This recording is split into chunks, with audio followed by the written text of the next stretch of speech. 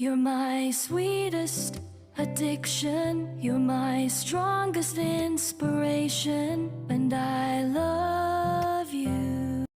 Hi everyone, welcome back to my channel. If you're new to the channel, welcome. Please consider subscribing, like, share, and hit the notification button. Today we are making Berry Chantilly Cake.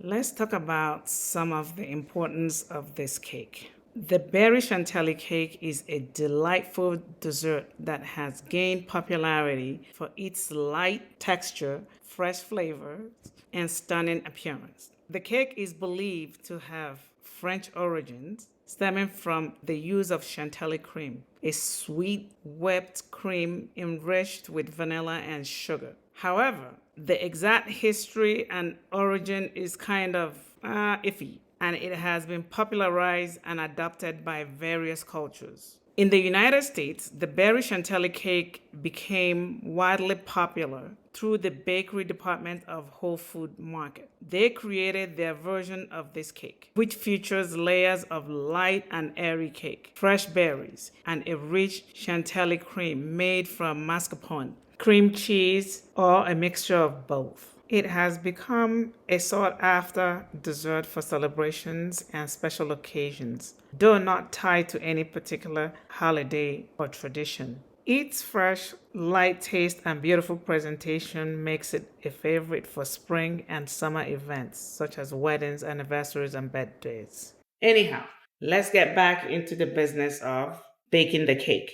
We have pre-prepped our 9-inch pans with a little bit of butter and flour and aligned it with a parchment paper at the bottom. Then you set this aside. Here we have 400 grams of cake flour that we have already pre-sieved. And then to it, we are going to add 2.5 teaspoons of baking powder as a leavening agent. And then we also add salt, which is half a teaspoon of salt. We'll mix all that together, and then we're going to set this aside. Then we'll bring out our stand mixer with a paddle attachment. That's where we're going to mix all the wet ingredients. Here we go.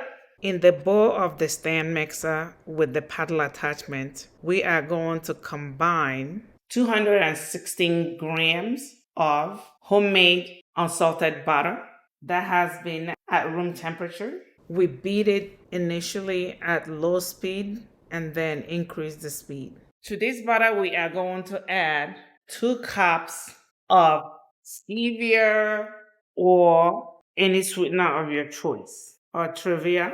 I'm going to use both white and brown. 1 cup white, 1 cup brown.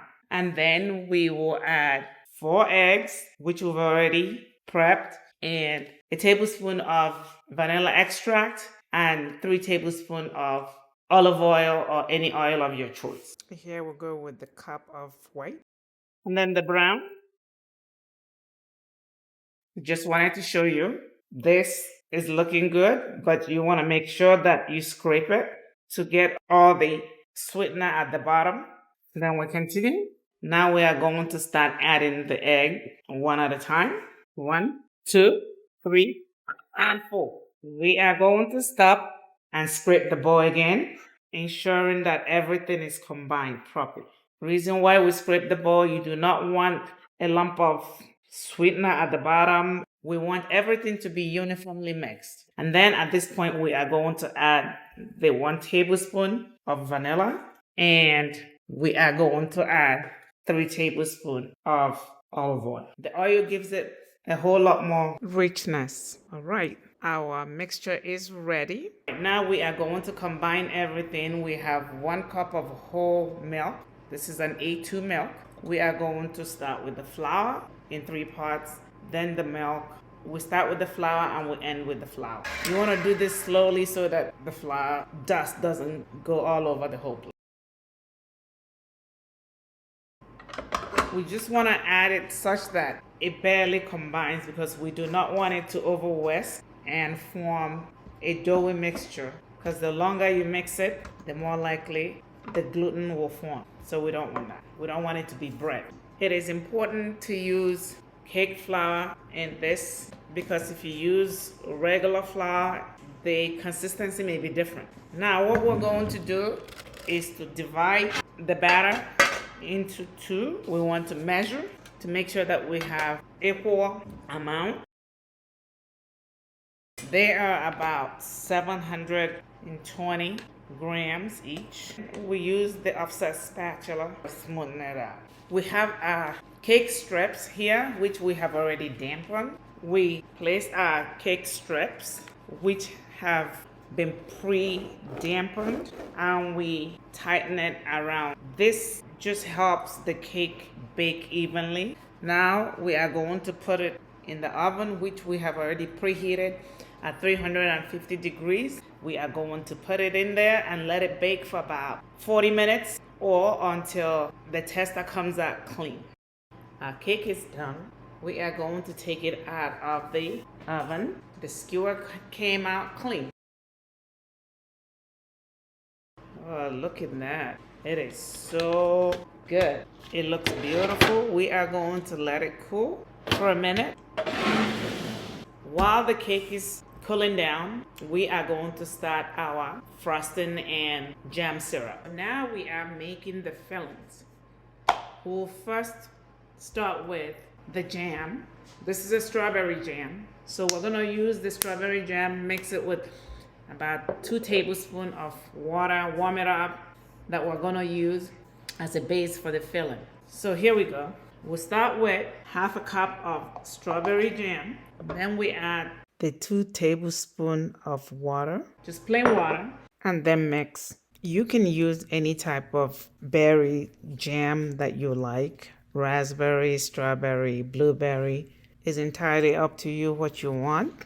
This is your canvas. You can create whatever you want. Or if you grow enough strawberries to be able to make your own jam, you can also have your own homemade one. So they're a little lumpy. We are going to put it in the microwave for about 30 seconds to warm up so that it makes it much easier to spread it.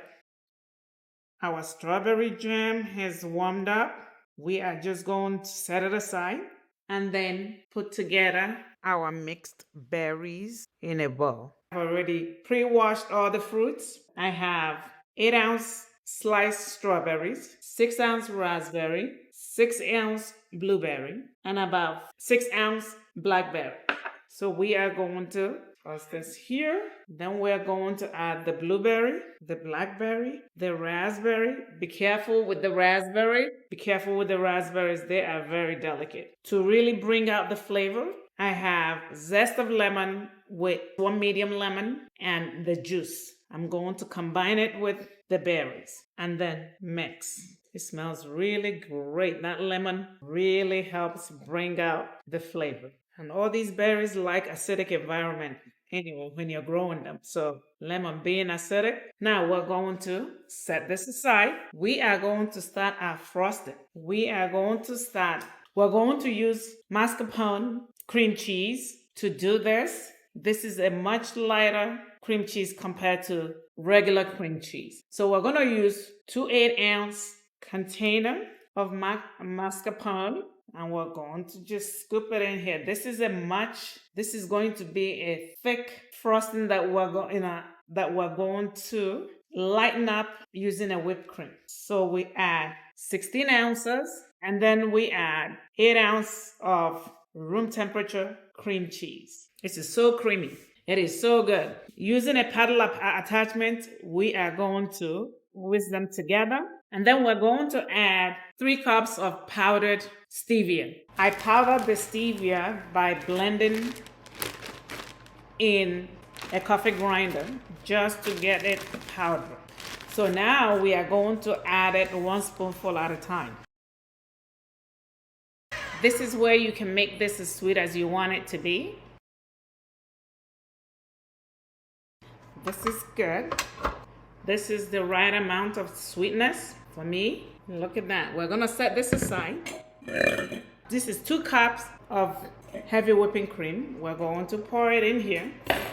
And we're going to whip this till it reaches a stiff peak. We'll start slowly, and then we add 1.5 tablespoons of vanilla. You really don't want to get away from this because if you do, it will turn into butter. All right, let's take a look. Looks great. We are going to finish it by hand. I'm gonna finish the rest. Next, what we're doing is we're gonna add about 1 cup of the whipped cream into the mascarpone cream cheese mixture and then mix them before folding in the rest. This will help lighten the mascarpone mixture because it's very thick. We want to mix this real well, and then we're going to combine the rest by folding it in. To fold this in, what you want to do is you want to go all the way to the bottom, come in the middle and fold. Then pick it up, fold. All the way to the bottom, fold. To the bottom and fold. This way you are keeping some of that bubble while combining, trying to maintain some of the air bubbles. You can certainly add a different flavor other than vanilla to this. It's up to you. Now, our cake has finished baking. We're going to take it out of the oven, let it cool before we can do the dressing. Our 2 cakes are here. They have cooled down. And so now what we're going to do is we're going to decorate. We're going to start by cutting through the cake. With a serrated knife, we'll cut it into half. Take top layer out, rest it. We're gonna cut the second one as well.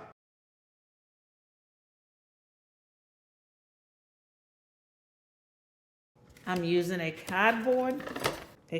cardboard. So this is going to be like an assembly line. We have our chantilly frosting, we have the jam, we have the fruits. So what we're going to do first is to spread some of the jam onto the bottom layer, and we'll spread it about 2/3 of it, ensuring that it covers all of the.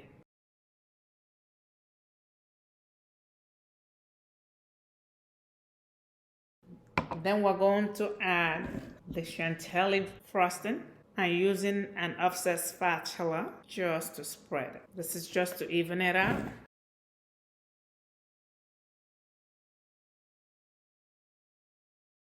Then we're gonna scoop some of the fruit, pressing it in.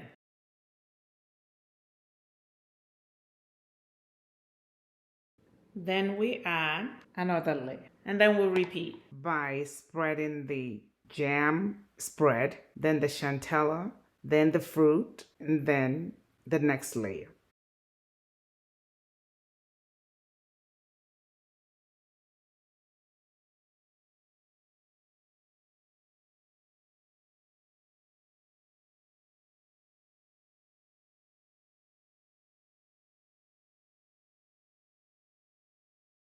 Then the third layer, and the entire process repeated again.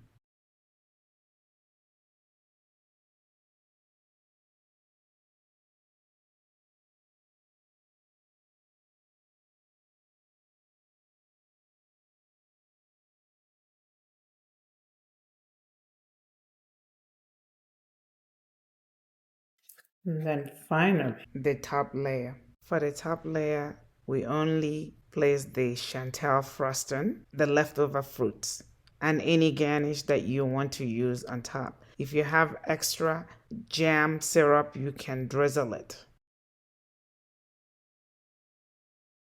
You can choose to leave the cake as a naked cake as is right now. It still looks beautiful, but we are going to add more frosting.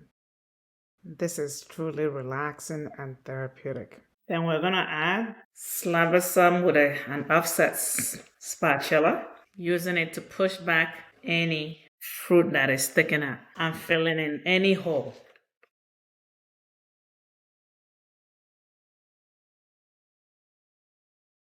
Then we add some chantilly frosting onto our bench scraper, and we use it to smoothen out the cake. We do this at an angle.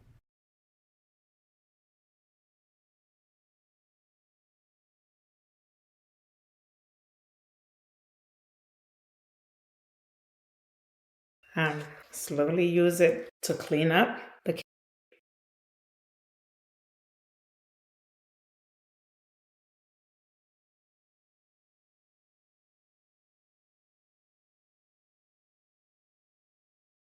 And this is how you clean up the edge. And now I'm gonna add have a little bit of blueberries that I'm going to spread around. And I'm gonna put strawberries, medium size strawberries. Then I'm gonna put some blackberries in between. So I went into the garden and I got some dill. I wanted to add a little bit of green to the. We're just gonna place it just to hang to the side. I love dill, so just to give it a little finishing touch, I guess I'll add one in the middle, making sure that they're laying flat. Voila! Now we are going to box this. We made our box.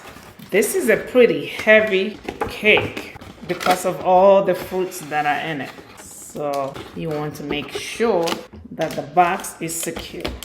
We're going to slide it off of there, slide it in, and then rotate so that the cardboard fits into the right space. And then we want to secure. This is how we are going to transport this cake. If this video has been of value to you, please like, share, subscribe, notification button. This is Dr. Okeke. Thank you and God bless.